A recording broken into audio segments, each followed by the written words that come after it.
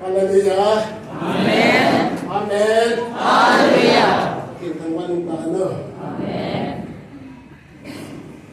Riêng cái FBI đánh các sản phẩm ở bên trên. Và khi đấy dùng cái nào gần là các thứ. Và khi bạn thấy là sở hữu con đã biết này. Và khi này mang sụp này. Và khi có chuyện đồ thức vô này. Và xong tôi nghĩ là nên à kỹ thuật gì kia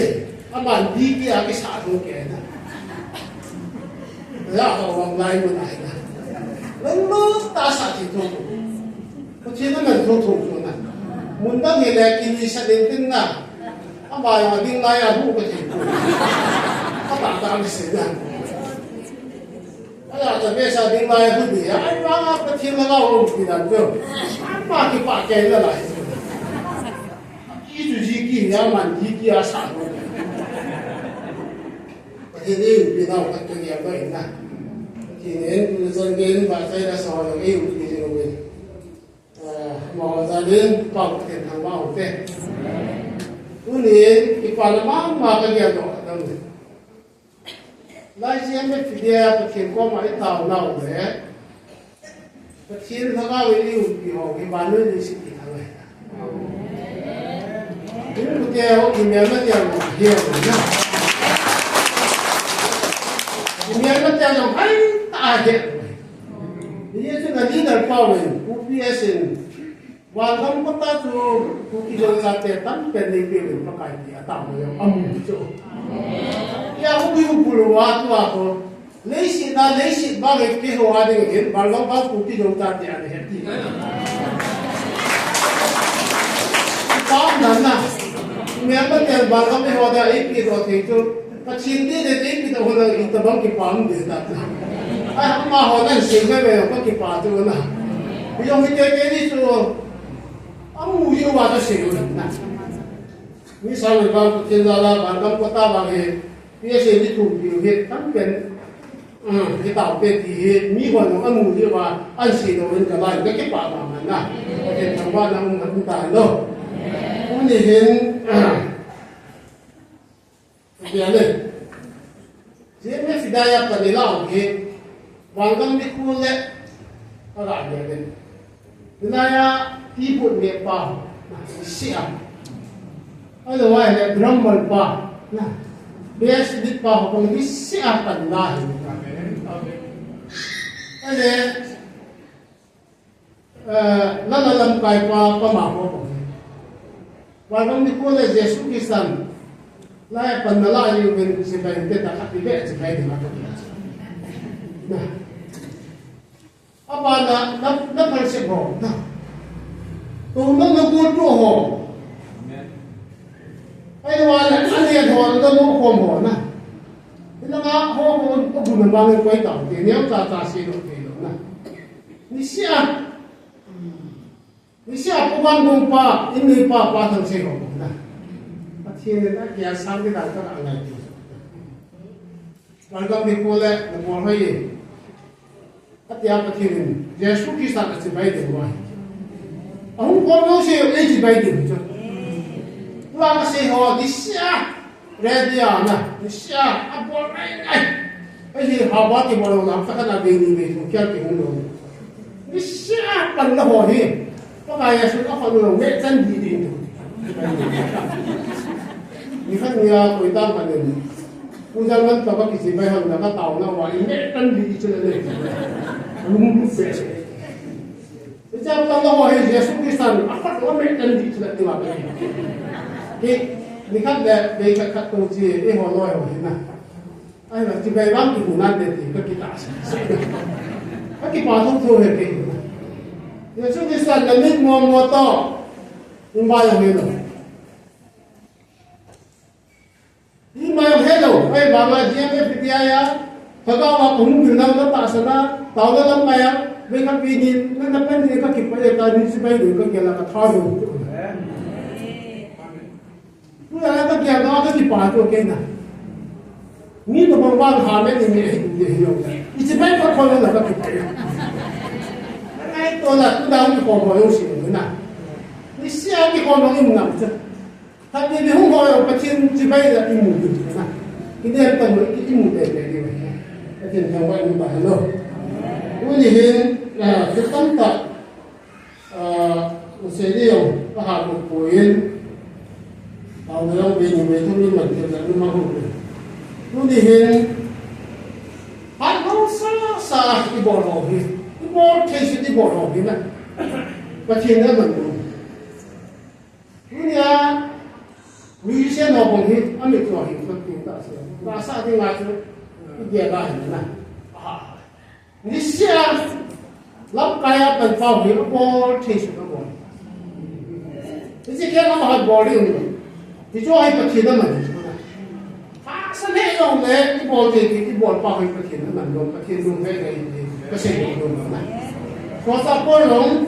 มีท่าเราซาผู้ชมเราบุรีที่บุรีอาชีพเราประเทศลงให้นะนะบ้านเราซาที่บอลป้าให้ประเทศลงให้ในที่เอาเวลาไปสิ่งเราเกษตรลงเลยตัวเดียวเดี๋ยวก็สิ่งพอแล้วประเทศไหนเดี๋ยวก็ทีมซาเวนหาพอละหักเราสหเกี่ยวว่าเราคุณนอนคุณรู้มันเป็นเดียวแล้วนะมาเชื่อถึงเกี่ยวว่าเราบางสนุนที่มุดาในไบเบิลกับสิมิตหัวที่เป็นมุวันไบเบิลเยซูคริสต์ทำลายเยซูนักบุญเพราะมามันสาธิตว่าสิ่งที่เราหัวยุ่งสิ่งนี้ไบเบิลที่มันอ่านเนี่ยกระดิ่งกระทั่งเกี่ยวกับสิ่งที่เขาไล่ตามไปที่นั่นโมเสสไม่ต้องโมเสสยังอาปูจะชอบเกี่ยวกับกำลังนิทุมนิลีละมากำนูยานะเกี่ยวกับห้องอะไรไล่ตามไปที่นั่นตอนนี้อาดัมตั้งไปที่นั่นผมไม่เป็นแล้วนะเกี่ยวกับที่ห้องกำลังเกี่ยวกับที่ห้องไล่ตามไปที่นั่นเป็นแล้วมาสิ่งนี้เยซูคริสต์บรรลุอยู่หิ้งพวกอยู่ใต้ตากินน้ำไปที่นั่นผมโอ้ยตาสามีหมดหัวผมว่าไปที่นั่นที่ผมรู้เลยนี่ถ้าสิหัวหินไปที่นั่นตาสาไม่ถ้าสิหัวหินไปที่นั่นถ้าเราไปว่าบางคนไปที่นั่นก็ได้นู่นน่ะที่ผมว่าหินมีหมดหัวมันอยู่นะมันหมุนเอาบางทีอันนี้เห็นสิ่งไม่รู้จนทางนั้นสิ่งนั้นเก่าหน้าคุณไปนะเอาบางทีนี่น่าจะตัวนี้นุ่มเดียวตั้มตาจิ้มกาลักคนละบอลลูแต่อันที่ตาเขาว่าพักกันเดินอันนั้นพักกันบอลกี่ลูกนะนี่บอลหัวจุดที่ยามหัวยังเสียอาจจะเสียขัดจังหวะเดียวกันดีใจประเทศจะทำไว้ได้ประเทศที่นี่นะที่นั่นเยซูคริสต์ทำไมยังลุกน้ำตัวขัดจังตัวเปียกที่ตาอย่างตัวมันเป็นคนไล่ตับนะจานตัวว่าเหมือนหัวตัวที่ตาหัวเลยมาปวดหัวเพราะว่าแกว่าแบบนี้ก็แล้วช่วยพี่กูดูช่วยไงไม่ใช่สิบโมงที่ตาใส่เลยมาเอาเลยปัจจุบันมีเลยปัจจุบันนั้นไม่ได้ไงที่ปวดหัวนี่พี่พิจารณาดูจารณานะตาใส่ยังปวดหัวนี่โอเคเดี๋ยวก็สิบวันปวดหัวเกิดขึ้นยันฟังได้สนที่ขัดน้องเด็กนะใส่ก็เลยไม่ได้ปาฏิยันนะแก่ไรยันแม้แต่จะใส่ใส่สาวแบบสิ่งที่ทำนี่คนนี้เขาภาษาคุณชมนี่ไม่ใช่ไหมครับแม้แต่จะใส่สิ่งไม่เห็นที่อะไรที่เป็นหัวที่หลุดกันนะคนไอ้หัวที่เชื่อถือหัวก็เห็นที่ไอ้ที่ตะปูเลยนี่แม้แต่จะใส่จะเอาตัวประกอบไอ้วัดนั่นนะโอ้เราเอาตัวประกอบไอ้วัดนั่นปีจะคุณเชื่อได้คลาสเรียนเปียหัวขึ้นหมดจะถูกทำให้จิตเสียสัยอามาอุปถัมภ์กันนะสักสักนั้น97% จะขัดลาสมบูรณ์สักกี่มื้อน้อยสมบูรณ์ละมื้อน้อยนะประเทศที่หัวอย่างนี้ไม่ได้แค่สั่งที่หาบอลเลยวันที่สิ่งที่ได้ส่วนนั้นประเทศทั้งวันมันทำ99% มูลไม่ปฏิยัติกันจะขัดลงมูลไม่นะ99% มูลไอ้ในช่วงปีกูไม่ได้แค่กูอาบุญอามาไอ้เจ้าหน้าเรื่องไหนเรื่องว่าเขาอามามีหัวฟ้าเสียสกัดที่อาปล่อยอยู่นั่นนะที่หัวยังสเตนมุดพัดลงเลยพวกเด็กเราที่หัวมันผิดที่มาหัวผิดที่หัวกูคอยเดียวเนี่ยนุ่ยระบาย sách phi điều này là đúng rồi thiên hay đồng thể thì mà na nhưng mà chúng ta gì chỉ bỏ làm mà chúng ta chúng ta nghe Phật lệ có cái này có nhiều đúng rồi có cuối thì xung quanh mà gì có cuối thì quan họ đó có cái gì bằng này nữa hết thì cái gì qua cái bà thôi thế mà vì chúng tiêu đó là nó hồn lại một phù hợp cái gì qua là cái bà cái gì nữa ai bảo cái thu hoạch cái gì thì này na thì ra để phát là sinh viên để phát triển các tân bia bia tân trái để cái nào cũng nó muốn là ba để phát hiện được sao xếp thế à bia hay là ba gì cái sinh nó lại à nó muốn là sao cái xếp thế nó là bia còn sao cái thuộc cả đấy để phát triển được lại một cuộc chiến máy để phát triển khi mà là cuộc chiến nó chúng qualify rồi cái điều là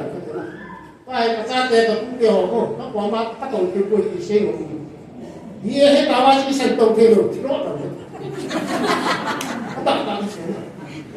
nếu mà trên mình muốn ba ABC hết rồi đến ra cái sẽ thế à đấy đâm ông các dân dân xí mà ông bạn bị mà ông làm chủ nó dùng bị chui mà thật tổ cái tiền phong cái số là cái tiền này cái anh bắt chắc cô sang cái này là zero cái số cái bao nhiêu một bộ cái gì đó mà đặt ra cái gì tại sao ông đi là tổ hi chuyện phải plan thì và thiên gia cái em ngồi đây rồi phải hiểu kìa và thiên gia cái này là phải tập plan được buồn nhưng mà ông này là sao thì bằng đồ vai quần ngoài chỗ này và thiên gia là cái hồn tiền tiền vai chỗ này nãy vào này cái hồn tiền đấy tôi chỉ hỏi là nó còn chắc nó vậy không tại vì có thể xây cái này thì nhưng mà phải là hồn nào thì chính là cái này có bố rồi thì màn quan luôn phải chắc sẽ vào những chuyện thì nó thì rồi mà cái chuyện nó hết đã kêu thì đấy tại sao cái sự không này mi hồ thì này ba cái hồ một đi lăn đường ngoài chỗ nào nó to to mai nào mà tôi mua được ba hồi lên rồi mà thiên vàng bố thì đi vào tụi ta sao này chúng ta lại lại sử dụng này thiên thu đó cái nông cái cái gì rồi lẽ thiên thu đó cái nông rồi thiên giáo để các chúng ta sao là nó vào như vậy như thế ngoài cái sử dụng này tôi thì hiện cái này của đấy chúng ta la hỏi Việt Nam thì hãy khi nào nghe vài cái sẽ ta có cái chuyện thì tạm giá cái chuyện này ta hệ ta niệm cũng tâm tâm nghĩa thì phát triển cái xa về trong Jerusalem là anak tao hay là cái gì bao bị tu cũng bị bớt mà để lúc đi vào all the room all the mai ông mà thiệt thì cũng không biết police one anh mù mà anh là mù mà sẽ vào cái thiệt thì cũng ngay rồi biết Apo walang biya apo wayang tungkol sa mga lelot, di ba? Patingin ko tayo. No. Ang lelot na wayang kipum tayo, bito lelot tayo. Ay bang atun tanak patingin ko. Kung piyo siya kami nakahan. Kita bersama.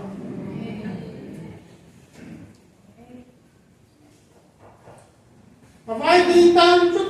nó mà đừng chi được cho này. Phát triển có mỗi cái là luôn. Cái nhà nó cho phát triển ra thì là có quỷ hóa vùng people để phát quần nhất là phát quần luôn, tức là quỷ hóa gì chỉ cho thị xã hơn lắm nè. Cũng cứ đúng lẽ như là đi. Lẽ quá lẽ lúc xả rồi, có đang thế nào, tí giận tầm đàn chứ. Để đến cái mùa thứ hai ông phát triển nó đã phải đã có quỷ hóa, chỉ tạo có đã đạt. Anh nên để lúc đã cho chia quỷ. Ai bảo là Allah sa phát triển không biết cho bằng họ biết cho cấm một phần ăn chút không biết họ cho bọn khác cái gì cũng vậy hao là cái làm thế nào cả là nhiều chỗ nào đến thế này vào là bọn khác cái gì cả là nhiều cho ta là nhiều là bọn ta ba cái cả là nhiều cái là thế nào thứ nó to ấy và vài người ngoài đó thì qua cũng cái dấu chân này không và chia lên ăn tổ thì vài điều นี่จู่บุยทุ่งประเทศนี้ตุ้งทุ่งมีอีกวายมีบุยสิวจ้มีโอเสียที่ถูกที่ถูกเราเรื่องที่ถูกจะไอ้หัวบอลยังไงสิ่งนั้นได้จะตลอดอันนี้นั่นมันเราจะขัดอยู่อังกฤษเนี่ยเที่ยวแล้วกันที่น้องเราขนมอยู่ก็คือโปรแกรมไอ้ยาตุ้งเห็นประเทศนี้ไปแต่เองอากิติน้องสุภาษิตนั่นนั่นแหละอ่ะมาเห็นนี่ก็เที่ยวเที่ยวก่อนหน่อยดูที่จามพัดเลยจามพัดเนี่ยจุดเอสเอ็นมุพัดเลยอีจามดิวเลยอันนี้อยู่ในดันจุดนะอาเซียดาวเตะมีอยู่ในวันเบสวันไหนก็มีอยู่เสียดายแต่สุดที่จามพัดเลยจามพัดเนี่ยจุดมูต้นตอรินเทนเช่นเราเอสเอ็นมุตรงนั้นนะพัดแล้วว่าจะพัดสักเลยอีจามดิวดิฉันนี่จะสุภาษิตกูให้กี่ปีแล้วzero อาหิมพัดเลย zero อาจุดอิงดิฉันพัดเดียว zero นะ zero อาที่เป็นตัวว่าเนี่ยภาษาหนึ่งก็มีปีเดียวกันว่าที่ว่าเนี่ยว่าที่คนวันละเสียงก็ดีจ้ะย้ำคำแค่ที่ก็อยู่ก็ดาวเด็กเพราะว่าออกสร้างก็ไม่สักเลยนี่สุดอีลีดาโลว่าที่ว่าเนี่ยอีกเดียวแค่หัวเลยหัวแค่ขาดิทั้งไปที่หัวก็เป็นไรเนี่ยประชุมลูกต้องเห็นนะแต่เห็นอันนี้เรื่องเนี่ยคุณมีซ้อมดีถึงคุณซ้อมดีเลยก็คุยตัวกับอะไรนี่คุยช่วงนี้ก็ดูจุดดูต้องเห็นต้องว่าเราเห็นต้องแต่เนี่ยน้องผมพี่คุณชัวร์กิเลสลูกเจ้ากิเลสลูกจะเกี่ยวกับทิ้งน้ำตัวลูกพี่สุดนะกิเลสลูกจะมากับทิ้งน้ำตัวเดี๋ยวว่าเห็นทั้งสักลุงข้าเก่งกับประมาณลุงข้าเราดูเนี่ยลุงข้าปลูกเต็มที่ก็เสียงโดนไปนะเดี๋ยวเห็นส่วนใหญ่ว่าตำรวจทะเลเนี่ยก็ที่อะไรพวกนั้นก็ที่ผู้สิ่งเราคิดต่างสันเขาอะไรก็ให้ดูเสียงนะแล้วมาชูโซ่หัวหาหัวเบี้ยเสียปันนะอะไรก็ต่างสันอะไรก็ให้ดูที่นั่นก็ที่ผู้หาที่ที่นั่นนั่นนะako lang ay hello jo bungi walang kasi walang ipiyong na polo jo at yung na fiday kaya iho tipong si ho pe hina ay tihin kiha pe yun na kanina aki yun tayo kakala kada kita sa yun siya aki tayo tatanong yan tatanong wala yun din enza kami doon pa doon Jadi itu dia jumpai orang lain. Jadi dia mesti tak serawang. Laksana jauh kat dalam kasus. Kasus dia. Kita tambah dengan. Tidak dia sesuai. Society wang hu yang ni pakian lain dia mau pakian tak serawang. Aku ni mas. Nah, kalau dia lah dua orang ni kita. Dia orang isu pikan sifat dah hui tu. Không tôi nhà họ tao ấy tàu điều không đời, cái kéo tàu bên lần nào, cái điều những cái độ tàu thì họ tái tàu ngoài, cái này bây giờ phát sinh phát triển,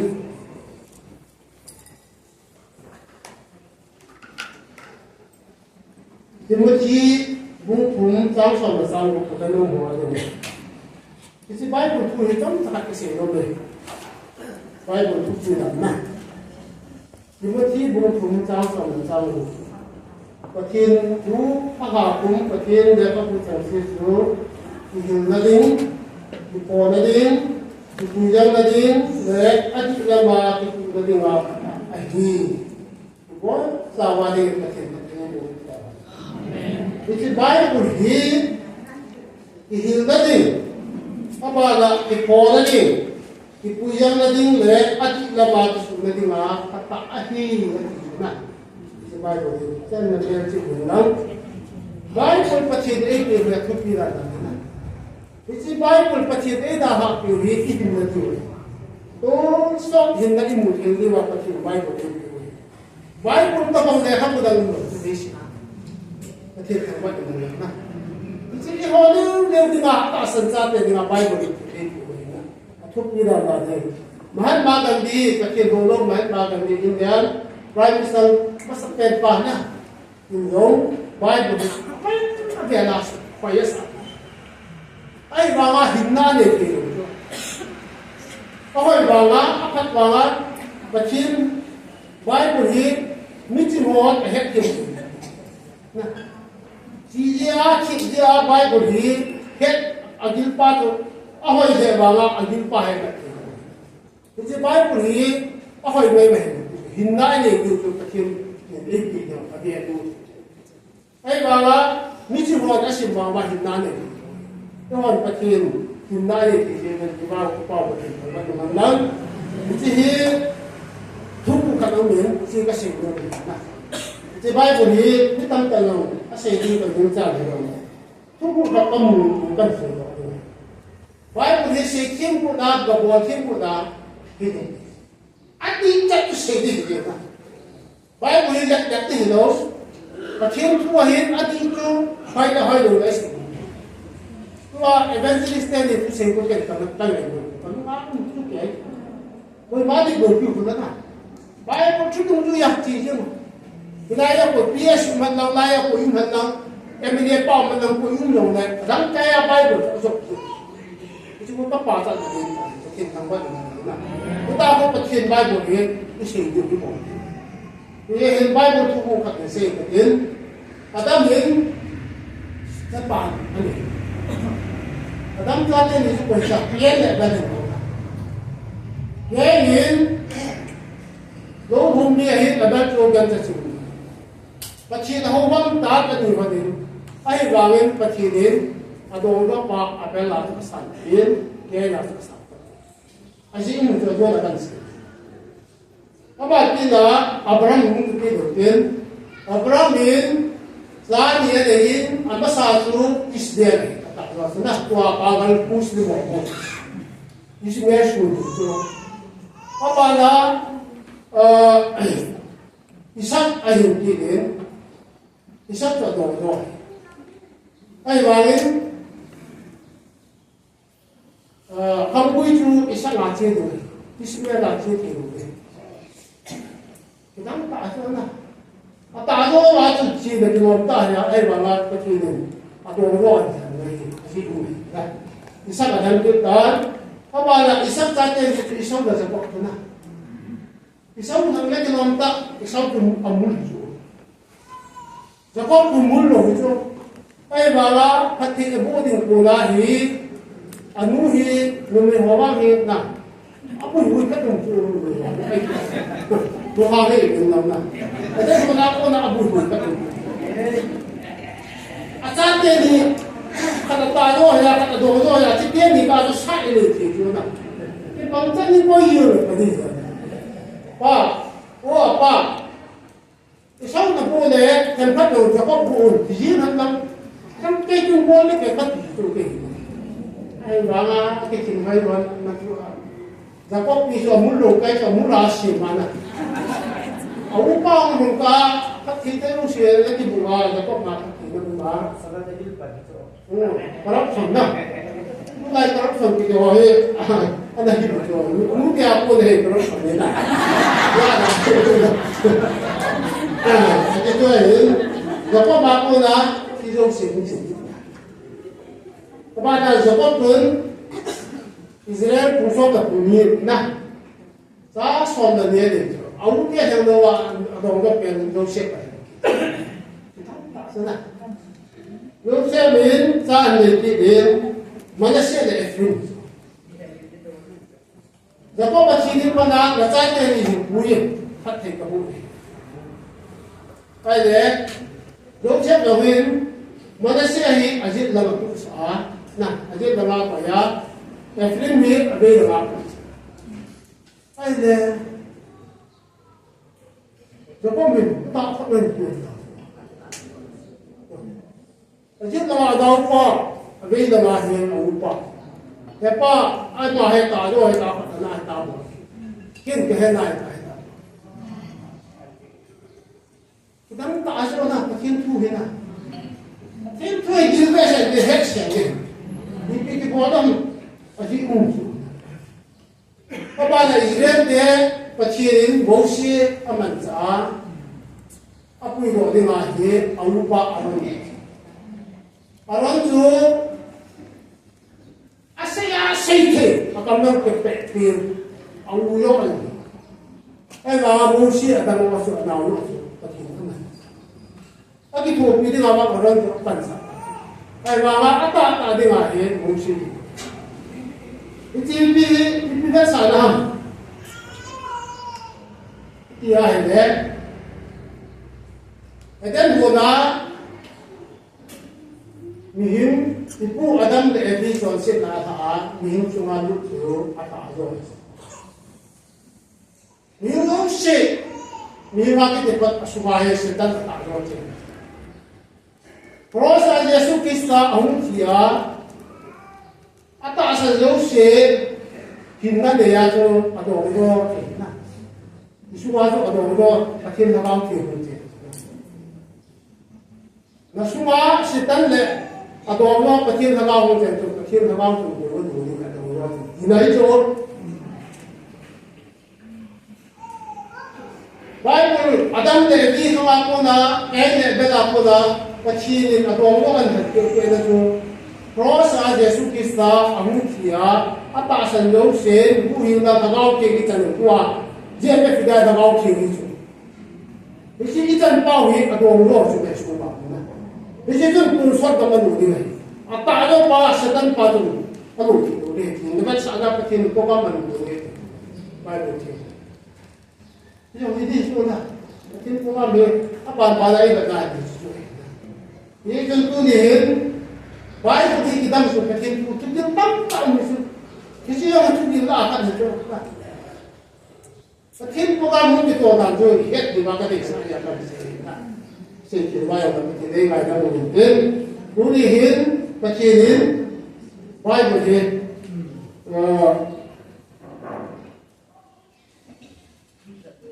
kalau anda lima, tahun le baik mungkin kecil, kalau anda lima itu. Dunia, dunia pada anda ni, anda hanya ni sebuah tahap. Anda luar ni kom tu pun tahap sampai terpun, tak mungkin. Jadi aja dunia he nagawa yung Bible le tauman haman lo tu nagawa ti khau jap ni. Jadi dia me fidai ho nagawa ni dia jiwa Bible ni sin jiwa asin pe lo lo un jati asi ho na. Yo la tuna na ko ba ken ka sim tu nang sim ta fa na. Pa thiên thu ai ko la ki khok ni ni. Wo ki khok ni po tho de wo ji jo Bible sim. Asin theo nan sim tu ji ju ho sim tu. Tao này mình đều chỉ chúng ta bao lần thì chỉ cái này cái tiền mẹ thì thâu mạnh nè, cái khác đều phản lại này đều thì có vậy. Tao bao lần này đâu ai này được tham gia chơi chơi đi chúng ta được tiền chạy được đấy. Tôi đến giờ mình đây không được gì, tao bao lần này thì bài của mình có thể đi từ mình này kia nè. Tôi đến thu kiếm tắm tạo này tôi nhà tôi kiếm các cái đó là tắm tạo cái dùng Akhir tu kita bawa tak dia. Pasal hantam akhir tu mesti hobi. Ikin berci demo. Dunia akhir, wilayah mitam tak akhir. Kau tak tinta. Kau tak tinta lagi tu. Tinta tahu orang itu akhir kemudian adik. Tapi tinta akhir, juga semua asim dosi. Baik kaya ni nak. Cái gì là chúng ta mình dùng các đèn này thì mày phải không có năng có một tiền thọ lệ đường chân cái chúng đi đi hoặc là ngung hỏng thêm tiền này bây giờ đi hâm xì kèo hoặc là húng thì kèo kịch này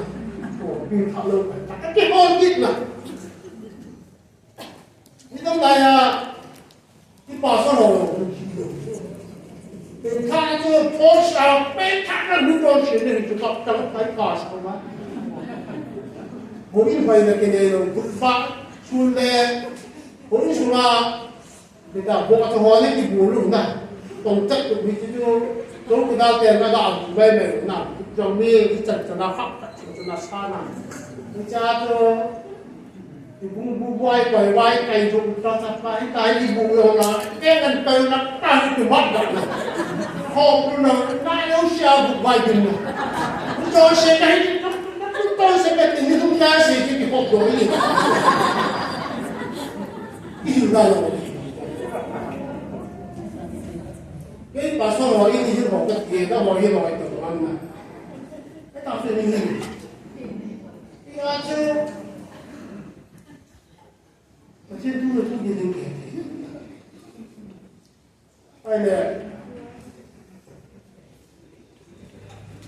thì biết bạn không bạc không đấy các bạn em là sự tiền thả riêng tại cho biết chứ tại vì cái tiền thả sai là tiền nào cái anh ngoài ở cái tiền chứ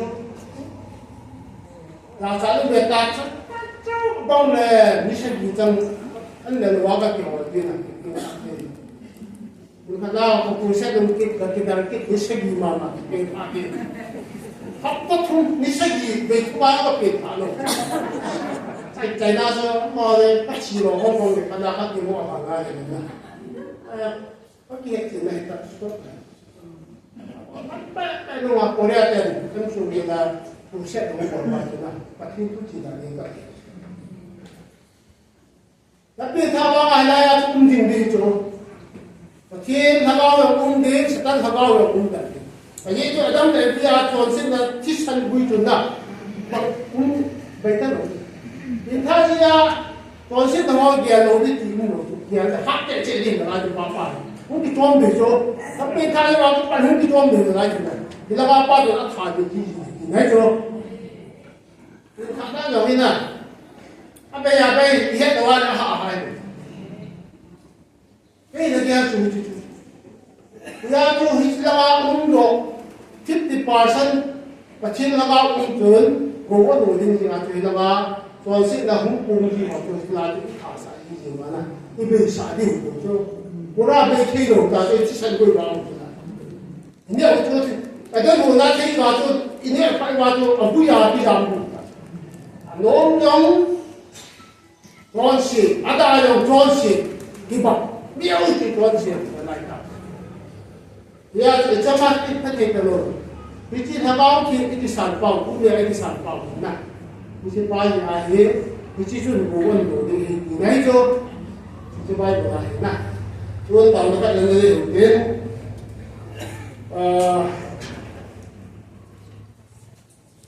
cũng như nationwide brand gì này. Nhưng chúng mi so với những cái mình có cái chân là cái hạt chỉ hy vọng và nếu đi xe đến mà họ ăn đây mi cũng đây này thuốc bị đã xử lý họ xong là nhiều cái xe rồi họ không thế nào với ai xe đi với họ anh mi ở bốn này tập bấm sân cái đồng bấm họ mấy mấy vô đủ đi mà mình cũng có mình không cần thả kết này, press yêu siêu mà họ làm apa, mình sẽ yêu siêu mà họ làm apa, này, đi điểm, cái họ cái siêu long bù, bây giờ tôi về xong lại cũng đâu sẽ US ông bọn nó bây giờ về đi bọn đi, bọn bé ông họ đâu đi ông bọn nó, mình đi làm Hong Kong cũng đi, ông bọn này, hồi đầu làm gì đi, hồi đầu đi sinh hoạt lắm, khăn bọn nó là bọn đấy, ngoài cái gì lại đâu. Giờ nhiều cái công việc này thì là dunia bây giờ chỉ hỏi là cái hỗ trợ này bảo mình nên điều kiện đi chỉ đến cả tâm cả tôi của mình bảo mình nên là điều này dunia ở cái này công ty họ cái gì nó bị kéo xuống lo đến một đôi xia lo đến ta cả đến ta chỉ đến đi cái gì thì mình có mình bảo mình nên bảo cái này và sau đó mình đến này là để các bạn chúng ta phát huy ra được chúng ta phát huy cái điều này tôi muốn cho cái gì đó là các sản phẩm lên mình sẽ sinh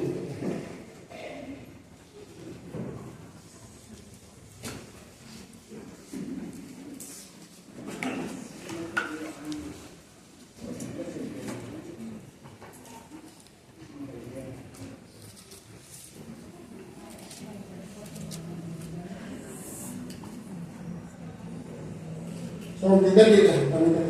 from the messenger. Mit Sopan, Nazareth, Joshua, he had of Parliament, Kansas, David sapa Yesu ni ku ni masanta ni ho lung tin be di ko san ji inda ama aha pen ji David sapa ni ku ni si itu Yesu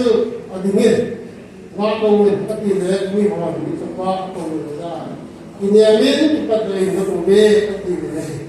kita jun apun ale har tapi tom lang fai le Yesu hewa hungkar Yesu ngador bin za ipi nei bot in dat ham ati le mitsapan raboni oli musati Yesu naza kita nata sanin nata ta ati kita janaman ko pahin dam pi asu Yesu azita bon tawali patin patin kita mitto patilio ni tapi dapat dikawal. Amahin pasal sahaja ni, anu dapat tak mungkin ni urus kami. Anu dapat ni anu bang boleh, ini kecil jauh dari kecil, ngau ni anu dapat ni anu ke anu sih ni. Itu dia. Itu bagi anu dapat yang cakap ni. Ami mo ilusit. Ami di wasana, ami mo ilusit na dupol dito. Iyahe, ano na pahe at siba sa wana, hisimit sa pa aja nahe, ay tuyo siya na piyo. Ang kaya ada kaya pa doon. Pakala ko oy mo, ito si Demi. At ang dalaman na, at saan nawa, at siwan pa na umuke, naute ako ito. Afet din niya. Nung siya bese ko din, Awu dia kan nungsi lo pa la jian ni jiu la ji kan tu control jo het ni na ala sa het ron tu bon men ko ma hi an tu wa la jo put do hi license ngai tu tu a ye di sia license na na license bol tu na put do da hi amai hi su wa ji sa ho ajin sa ho na hi le hung kim ka sa mai anu la pang kita pada pa uden jine chuba nauten jine chuba in su che tu da ma don ni ba ya to pa hu wa lai ta hi mit to hat ma no el ba ta to noi na mun ka dai ka do ko mu ta sa i dia do bom tia hele mit to te ni hen aloi pa to el ba pa hi apu ji hona ke na ji hona hilama ya el bypass insert suna bola ma du ni ya lai to le wan jam sang de min lai ko tar jam sang de hin lai pi bun jam sang de ata lai mi tam de te ta ma to ba ko do ma su ke ya cha ene ni ya cha ke aso pa ni ku som ma tong an do pa ni ni lo to ti chin ni de ni ya ki ba lo to lu na ku ki kan di da to Itu pakat pan langkat azut, kat pan langkat azut. Amba ini jadi pun, ini lahon. Jadi pun ahi amba lahon. Ada ni kan hi, pada tu ahi, ada baik ahi, ada baik. Pasti, mana tahu nak lahir, ada baik ahi itu apa? Nang punya hitam kita, ni masalah.คนก็บอกว่าปีป้าเอ็นไปป้า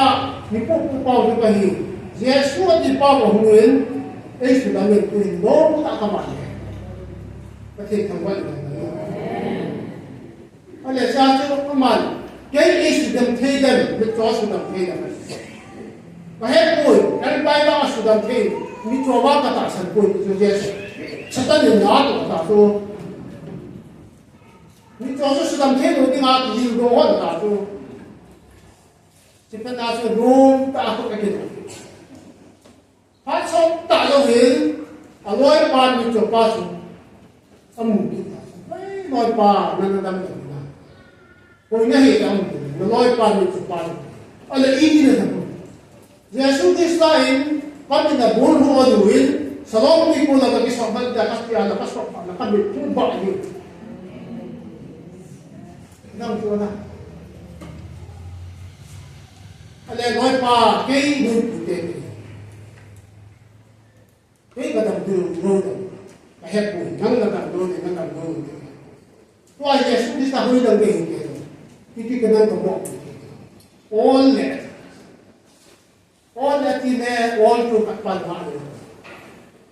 ji ai je ko wa ko na he se ku te ko tu han pi ho ko ji ai ba ko he atau muna ko ni hon pi ke to tu Yesu hi het na tu ko yam ya do na Yesu ne du ko ta pe tu ta ni ho yin timit ai no ni shi ko hin timit ta do mi yo ha pen che he to ni ko ta pe na Yesu ko sa na an he ta ko win ni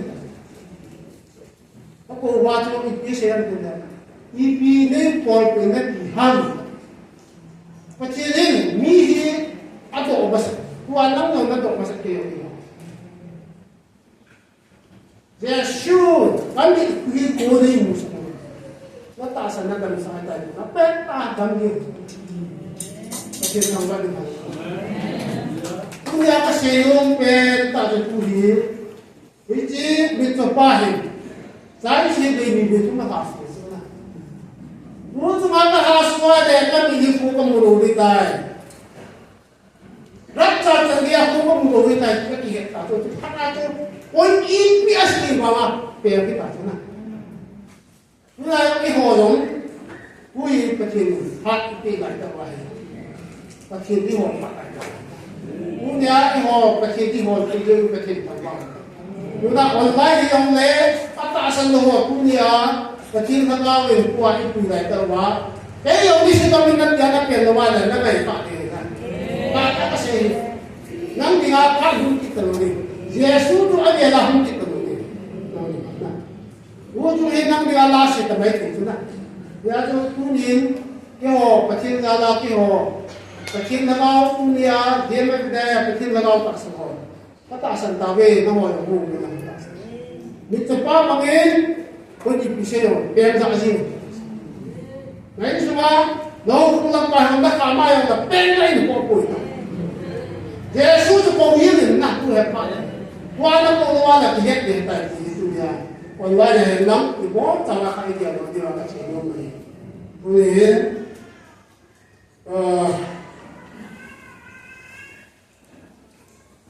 sudah ka po siya yung karakter ka po Fire. Kalau lah, tapi dua jelakat sudah kita nggak apa-apa. Ini, dan sasaran tentu bangga main juga itu bukan dia aku pengawal. Tak terlihat kolok ini. Ini dia Sedokan kamu begini, buat sama dengan ini. Sekir si malam bahaya ini nggak ada mau itu nah. Nên bà thầy ta người ta phải đeo này lúc phải đeo mình đi sạch mình đeo dưới đeo lẽ ai tên tập hình trên kiểu này tàu này mình còn quá tôi nhà đây phải chạy đeo bị tan tôi lúc tàu này đi đến tôi thì mua là nhận được không tàu Yesu kisalannya bagaimana kota ada kisalannya Sunam pun yung pagkaya ada kisalannya Pagkaya mo niya sa kanila. Ngunit ihotag na buwan hindi pinagpinag ko. Yesu ikidobuhi ng medya iya ko din na. Manipula niya hak pagpet o ikidobu.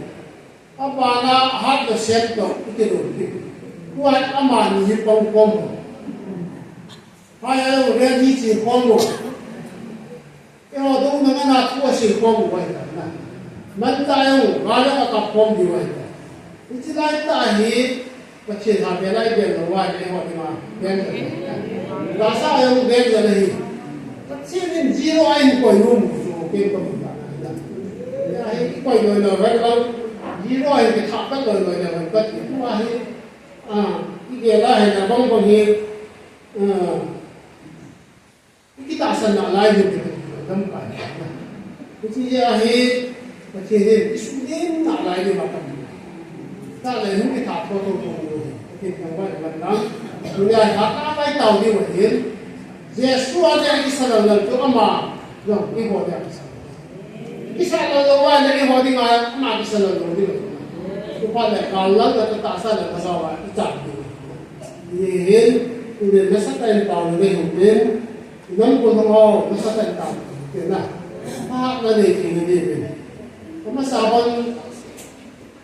ini kalau sembang siang Santal la government, Manipur government pangkoma.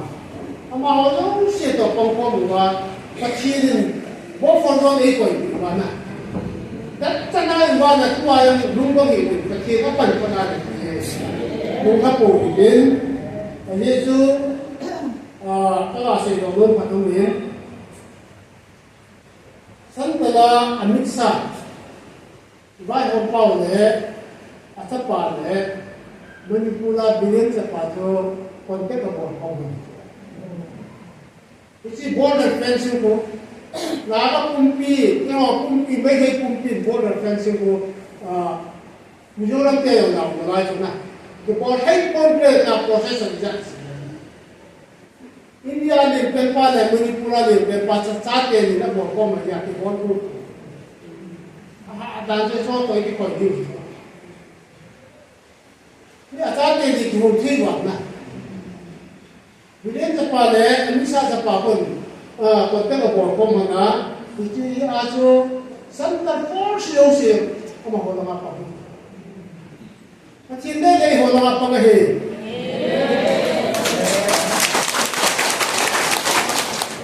Ay mal badai set kumpi pangan langga, may hikya de laga te badai kumpi. US eten di kumpi holang, pagkini holang apa? Bisa dari ulu bila, wah naga kumpulan segi, dukus dari bola mansal dimset, mereka Manipur government tahu itu, ini mau jadi bantin bisa, nah kita itu pecil lumpai lobi bu kita, nam kita tadi lobi pecil dia orang apa, itu apa? Amisa huma si lobi lagi si kat, nah. Pagsudah si saya tu kan na. Waktu ni kita gari yang mabuk formal kita kalau tak kita dah tahu kita waktu formal. Tapi dia tadi kita dah tahu kita na formal dah upaya. Atis kita ada upaya tu. Macam ni nak upaya saya tu. Amen. Ini kalau le, kau yang ni orang kita cari pun orang kau kau mana? Nah, yang kita cari pun orang kau yang penting. Kemudian itu akhirnya ini tahu pun Pamila ini Yesus mengajar kita hilang, mulai dihadir apa ini? Ini hilang tak sengaja apa ini? Tolong kau pun teri tiga lom na, apa ini selesai. Nông quân họ tàu kiểu tên hai bên thì đến năm bài họ đi năm bài xe số họ thì tàu hùng đến các bạn là rất là quan về đến thu thị anh cũng có thể nè qua hết qua lúc xe có thể là có học cận nó là hết số cái rồi nó là có đây học cái là gì trong kia những thằng đầu tiên một ngàn lấy gì nè rồi đây là cũng học điều trong đầu đấy nè năm quân họ năm năm bài họ ha in pi CSO họ dan center government itu kita nan ko ini rồi lại là nu nào cho họ thì na mình tập tan tàu kiến tàu chạy đi bao nhiêu sự ini itu ini ada mana ăn tại đây là phát chạy đi ngày tan dùng đấy chúng ta tạo công là một cái tổng thể thì nu nào để tạo ra cái này còn tổng thể